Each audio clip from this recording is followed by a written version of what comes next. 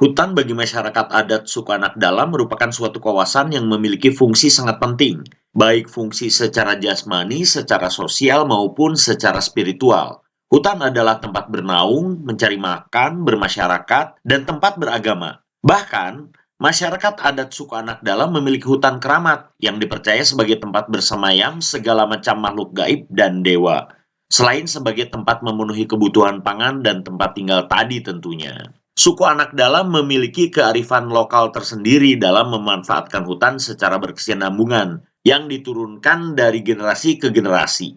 Walau tidak terstruktur dalam kurikulum karena mereka tidak mengenal konsep sekolah formal, tapi kenyataannya kearifan lokal ini bisa bertahan hingga saat ini. Walaupun sekarang mendapat tantangan dari para penebang liar, pemburu macan, hingga perusahaan kebun sawit liar.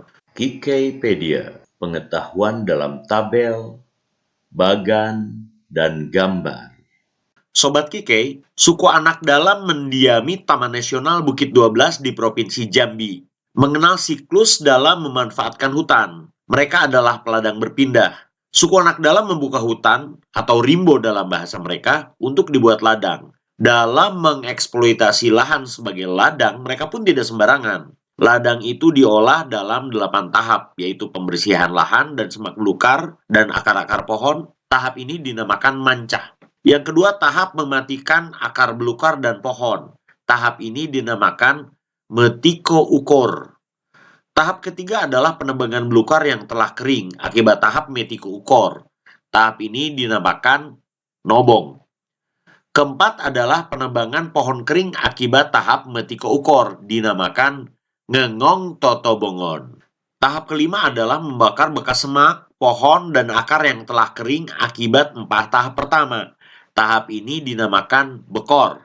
Dalam tahap ini pula, lahan dicangkul dan dicampur dengan bekas bakaran tadi, agar kesuburan tanah tetap terjaga.